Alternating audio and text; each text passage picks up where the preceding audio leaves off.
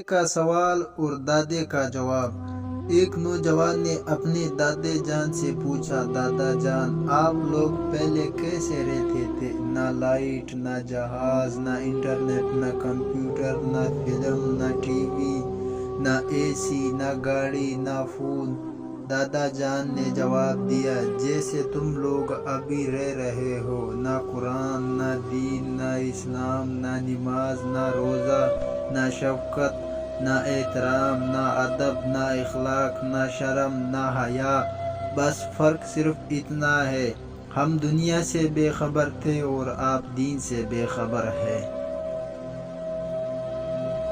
کسی پہ زیادہ یقین نہ کرے، کیونکہ لوگ قرآن اٹھا کے بھی جھوٹ بولتے ہیں۔ اپنی خوشیاں اور غم اپنے تک محدود رکھے، کیونکہ لوگ خوشیوں کو نظر لگا دیتے ہیں اور دکھوں میں مزید دکھ دیتے ہیں۔ مخلص رہے لیکن کوئی بھی توقع نہ رکھے، کیونکہ آپ کی مخلصی منہ پر مار دی جاتی ہے۔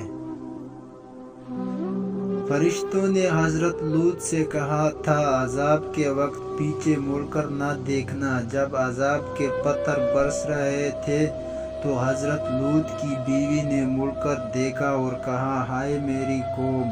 ایک پتھر اسے بھی جا کے لگا اور جل کر پتھر کی بن گئی، کیونکہ حضرت لوط کی بیوی قوم کی حمایت کرتی تھی اور قوم کے ساتھ ملی ہوئی تھی۔ دو خوبصورت مہمان کی اطلاع اسی نے ہی دی تھی۔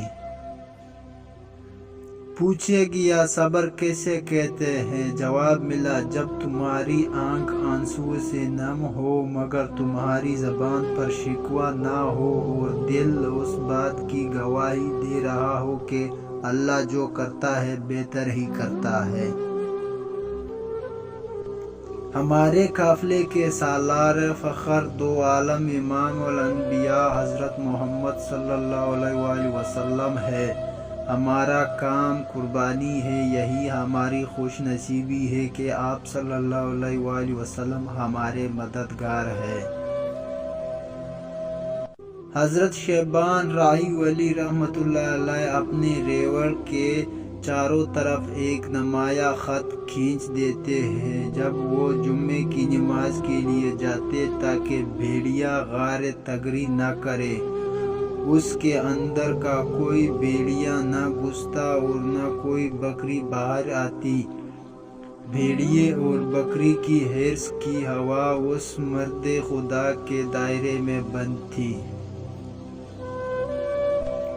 اگر بندے کو پتہ چل جائے کہ کیا راز ہے تو نہ بندہ بتاتا ہے اور نہ اس راز کو بنانے والا بتاتا ہے۔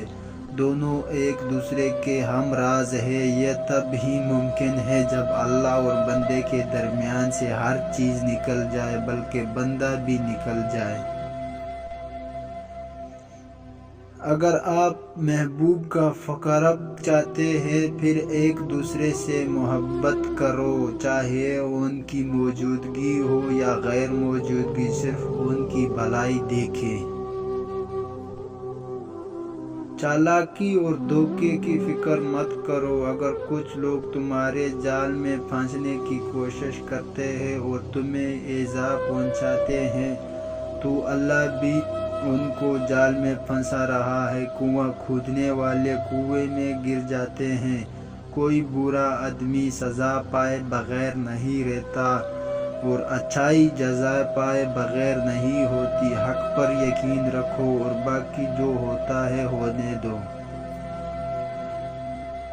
جو انسان باہر پانی میں ڈوب جاتا ہے وہی انسان ماں کے پیٹ کے اندر پانی میں ڈوبتا نہیں، بلکہ وہی پانی اس کے لیے زندگی ہوتا ہے۔ یہ سب کس کی قدرت ہے؟ بے شک وہ کائنات کا اکیلا رب ہے۔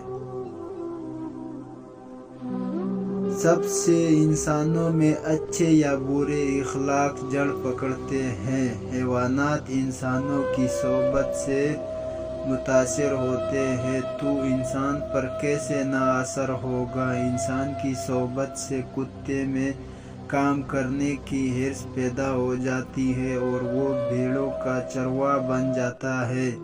قطمیر نامی اصحاب کہف کا کتا موز اچھی صحبت کی وجہ سے جنت میں جائے گا۔ صحبت کی وجہ سے ایک سینے سے خیالات دوسرے سینے میں منتقل ہوتے ہیں، اس لیے مفید راستہ سے اگر کچھ حاصل کرنا ہے تو عارفوں کے دل کے پاکیزہ خیالات حاصل کرو۔ جسم کی آنکھ دل کی آنکھ کے تابع ہے، دل کی آنکھ کا تعلق روح سے ہے جس کا مسکن عالم بالا ہے۔ اس لیے انسان کو عالم ارواح کے کاروبار میں لگنا چاہیے۔ انسان مکانی ہے لیکن اس کی اصل لامکانی ہے، اس لیے اسے چاہیے کہ یہ دکان بند کر دے اور کھول دے۔ جیب خالی ہے تو صرف 11 دن سورۃ کہف پڑھے۔ اگر کوئی شخص غربت کا شکار ہو، اس کی روزی کا کوئی ذریعہ نہ بن رہا ہو، تو اسے چاہیے کہ 11 دن تک سورۃ کہف کے بعد از نماز عشاء پڑھے۔ انشاءاللہ اللہ اس کی روزی